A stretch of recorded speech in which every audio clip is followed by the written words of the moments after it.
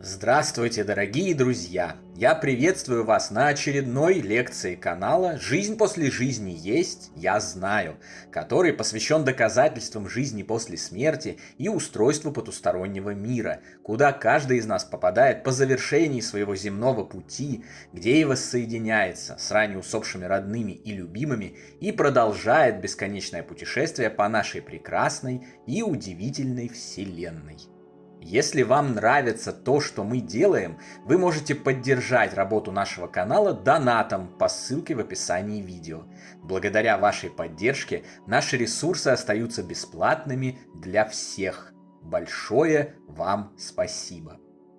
Сегодня я отвечу на множественные претензии тех, кто утверждает, что не плакать по умершему близкому невозможно, ведь эта утрата якобы невыносима, непереносима и жизнь уже никогда не будет прежней. А автор этого канала просто бездушный и бессердечный человек, который никогда никого не терял и просто не понимает, о чем говорит. Что тут скажешь? Все-таки мы жуткие эгоисты. Человек умер, то есть успешно прошел все трудности материального мира. Сбросил с себя физическую оболочку, это неудобное пальто, вечно болеющее, ноющее, испытывающее то жару, то холод, то дискомфорт, то усталость, то голод, то еще 33 несчастья. Он отправился туда, где уже нет ни боли, ни неудобств, ни голода, ни холода, ни налогов, ни политиков, ни нелюбимой работы, которой обязательно нужно заниматься, чтобы дать этому самому пальто еще один день жизни. У него все хорошо. Перед ним раскрылся куда более грандиозный, перспективный и интересный мир, в котором можно делать невероятные вещи – заниматься любимым делом, исполнять любые желания, творить все, что угодно, передвигаться быстрее скорости света, путешествовать по разным локациям и эпохам, получать всю возможную информацию о Вселенной, которая только существует, и многое-многое другое. Более того, он еще и передал оставшимся, что у него все хорошо. Он пережил смерть, и новая счастливая встреча с ним впереди. Подождите, не надо мне тут яростно строчить, что к вам никто не пришел, никто не приснился и ничего не передал. Передал, не сомневайтесь. То, что кто-то этой весточки не получил, не означает, что она не была отправлена. Это проблема исключительно принимающей стороны, то есть живущих, погрузившихся с головою в горе, чувство вины, эгоизм, жалость к себе и таким образом закрывшихся от приема этого утешительного послания. И вот сидим мы тут внизу, плачем, страдаем и изо всех сил орем туда, наверх, как нам от этого счастья наших любимых отшедших невыносимо плохо. Только представьте, только вообразите, какие невероятные неудобства, раздражения и чувство вины из-за этого сопутствуют умершим. О влиянии горя и страданий, оставшихся на жизнь умерших, ее возможности и перспективы мы говорили уже не раз в других наших лекциях, книгах цикла «Жизнь после жизни есть, я знаю» и публикациях нашего телеграм-канала. Другими исследователями потустороннего мира об этом написаны сотни книг и тысячи публикаций. Проведены миллионы совпадающих наблюдений. При помощи экспериментов добыто множество доказательств, на основании которых поднят однозначный вывод. Горе, страдания и негативные эмоции родных и близких умершего сильно вредят ему и мешают нормально существовать в загробном мире, поскольку мысли и эмоции близких людей передаются между ними словно по Wi-Fi, без проводов, мгновенно, во всем их многообразии и всей глубине, моментально отравляя посмертные реальности отшедших, если эти эмоции и мысли носят негативный и тем более сильно депрессивный характер. Но все это нас не убеждает. Мы продолжаем упорно сомневаться в том, что Бог, представляя собою квинтэссенцию любви, добра и великодушия, может дарить нам лучшее из возможного. Мы продолжаем купаться в собственном эгоизме, просто-таки заныриваем в океан жалости к себе и со всем возможным усердием плещемся в нем годами. Мы видим только плохое и напрочь отказываемся видеть хорошее. Давайте честно, многим просто нравится быть жертвой. Они настолько привыкают к этой роли, что начинают ловить от нее кайф, становясь своеобразными наркоманами, и обычная жизнь, в которой они жертвами не являются, а наоборот являются сильными, независимыми и на все способными персонами, которым следует трудиться ради достижения своих целей, кажется им уже чем-то невозможным и нереально сложным. Ну, разумеется, зачем проявлять силу и брать ответственность за свою жизнь в свои руки, если можно переложить ее на кого-то другого? На Бога, на власть, на соседку или вот на того дядю. Зачем трудиться, если можно пострадать и поплакать?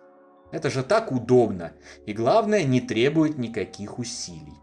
Тебя обязательно пожалеют, и этим ты оправдаешь свое бездействие и отказ от развития. А даже если никто другой не пожалеет, то всегда можно пожалеть себя самостоятельно и убедить себя в том, что этот мир невероятно жестокий и равнодушный, что от тебя ничего не зависит, никакой жизни после смерти нет, а чрезмерное горе никому из умерших не вредит.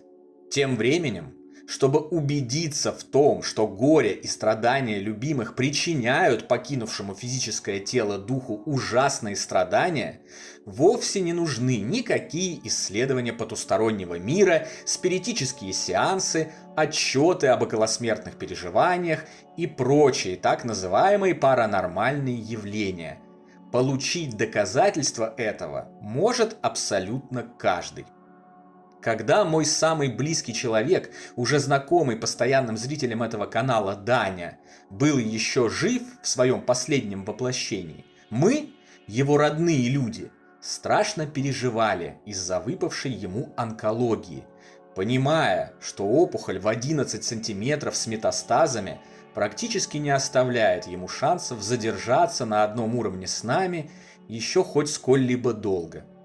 Тогда мы еще ничего не знали об истинном устройстве мироздания, ничего не понимали в организации духовной его части, много плакали, бились в истериках и непонимании смысла происходящего. Ох, что это было за время! Невероятно тяжелые для всех моменты, порожденные нашим же собственным невежеством.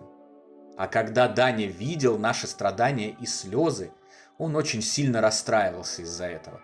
Было видно, что он испытывает огромное чувство вины из-за того, что нам так плохо. Он говорил: «Все нормально, перестаньте, я не боюсь. Я все равно уже чувствую себя дедушкой, столько я всего повидал и посмотрел, через столько всего прошел. Я не хочу, чтобы вы остаток дней провели в горе и печали. Живите и радуйтесь». Задумайтесь, молодой человек 22 лет находился на грани смерти от онкологического заболевания, вызывающего у него невероятные боли. Но при всем этом он все равно продолжал думать не о себе, а о нас. Он продолжал утешать нас, желая нам только покоя, света и счастья, и расстраиваясь, видя наши страдания. Уверен, если вы спроецируете этот конкретный и показательный случай на себя, вы поймете, что когда из-за ваших проблем страдает кто-то родной и близкий, вы не считаете это нормальным.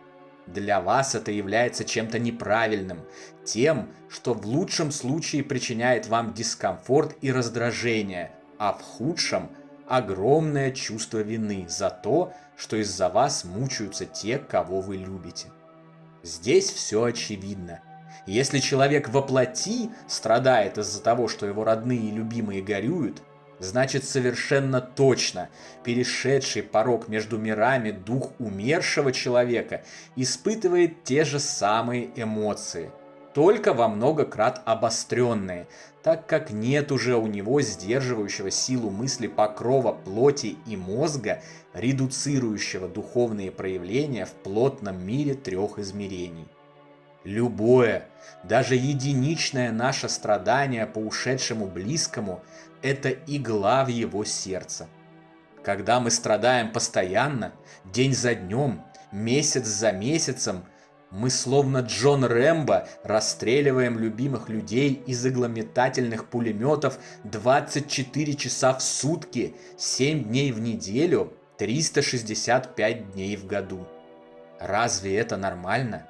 Разве такое отношение к любимым людям можно оправдать чем-либо?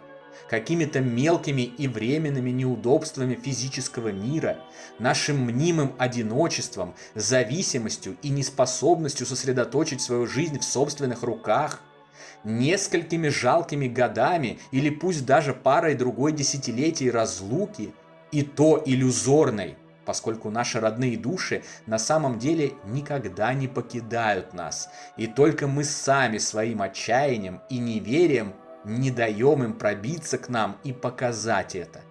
Абсурд. Мы говорим, что любим их, но сами при этом показываем, что любим только и исключительно самих себя, а им постоянно причиняем боль и неудобства.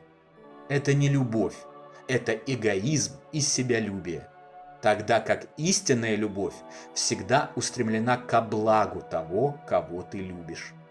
И если нужно немного побыть в разлуке, если нужно немного пожить, отвечая за свою жизнь только в своем лице, если нужно еще немного покоптить небо материального мира и продолжить путь в физическом одиночестве, когда на другой чаше весов комфорт, благополучие и счастье любимых, такая истинная любовь организует все это легко и непринужденно, с радостью за то, что своим даром она делает жизнь любимого лучше, спокойнее и светлее. Поэтому лучшее, что мы сейчас можем сделать для наших перешедших порог любимых, это смахнуть с себя морок горя и жалости к себе, вспомнить настоящее значение любви и сказать: ни о чем не тревожься и не беспокойся. Все хорошо, и я справлюсь. Наслаждайся своей новой жизнью и прекрасными возможностями, а я обязательно дождусь и прибуду к тебе, как только подойдет мой час, и мы снова будем вместе. И на том большая жирная точка. Ну а на сегодня это все, дорогие друзья. Дополнительную интересную и полезную информацию за пределами лекций, ответы на ваши вопросы о жизни после смерти в целом и по этой лекции в частности, а также познавательные статьи о потустороннем мире вы найдете в нашем телеграм-канале. Ссылка на него, как всегда, в описании видео и на экране. Добро пожаловать! Встречаемся на новой лекции здесь же, на нашем YouTube-канале. А пока всего вам самого лучшего, волшебного и замечательного.